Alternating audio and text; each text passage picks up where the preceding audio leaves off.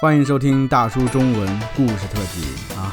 大家好，我是灿叔，这是大叔中文派生出来一个小节目，短短的节目啊，时间不会太长啊。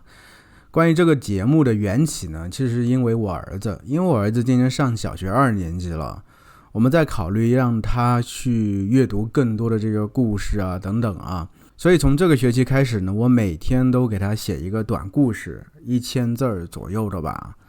也不会有太大压力啊，一方面是培养他阅读的兴趣，二方面其实是增加他的词汇量啊，所以我也想把其中一些内容啊做出一个节目和大家一起分享啊，帮助大家学习中文吧。因为我写的故事是以他为主角的，就是我儿子为主角这么一个故事啊，也是为了让他去读，所以文字上整体不是太难啊，相对会比较直白一些，会运用更多对话呀，一些简单的表达等等啊，更容易理解，所以我觉得比较适合做成这种小故事播客类型吧，和大家分享啊。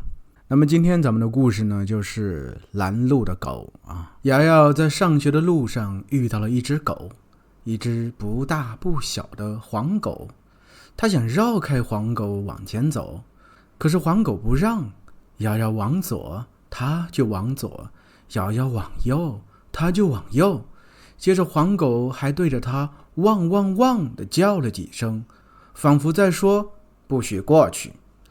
瑶瑶看到远处的校门口都没学生了，门口上方的时钟也显示再过2分钟就8点了。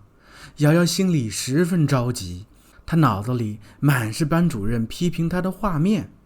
突然她想起来，爸爸曾经和她说过，要是你遇到野狗，不要怕，你可以蹲下身子，假装去捡石头，那样狗以为你要打它，它就会跑掉的。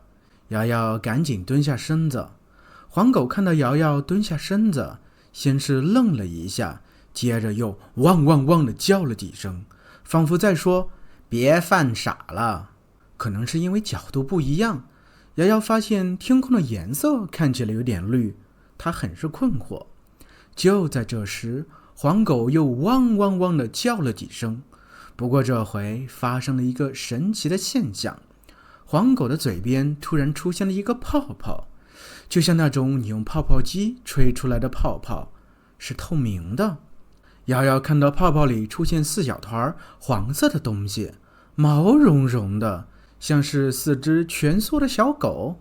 不过下一秒，那4团黄色的东西就变成了4个汪字，在那个泡泡里轻微晃动着。对话泡！瑶瑶看到这个景象，吃惊极了。不过让她更吃惊的还在后头，因为那4个汪字开始蠕动，变成了另外4个字。瑶瑶不自觉地默读起那4个字：我汪你猜。什么汪？猜什么？什么意思？不过那个对话泡并没有给瑶瑶太多思考的时间，紧接着里面的字就消失了。这时黄狗又汪汪汪地叫了几声，对话泡里又出现3个字：请听题。听题？听什么题？瑶瑶更加困惑了。黄狗没有做任何多余解释，对话泡里的字就消失不见了。之后黄狗连着汪了5声，对话泡里也同时出现了5个轻微晃动的汪字。接着黄狗又连着汪了5声，对话泡里之前那5个汪字并没有消失，而是变小了，同时出现另外5个汪字，10个汪字排成了2行。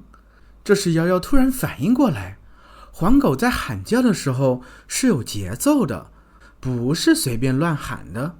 这种感觉很熟悉，只是一下子想不起来到底像什么。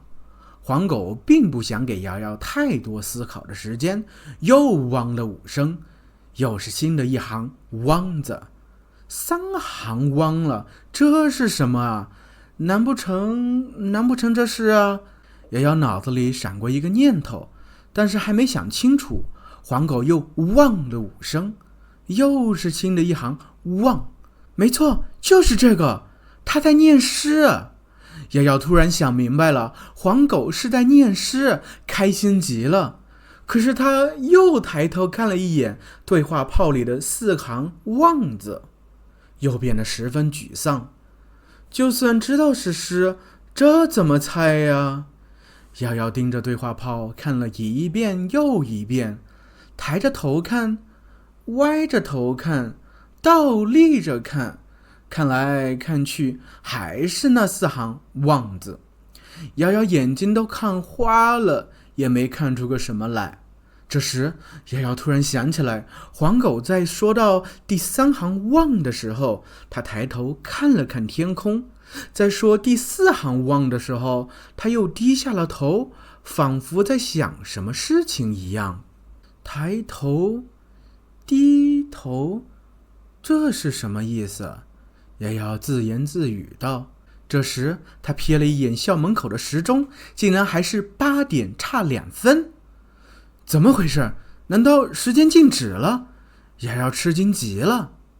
突然一个念头闪过瑶瑶的脑子，时间、时钟，圆圆的像月亮。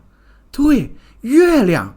抬头不，举头望明月，低头思故乡，是李白的《静夜思》。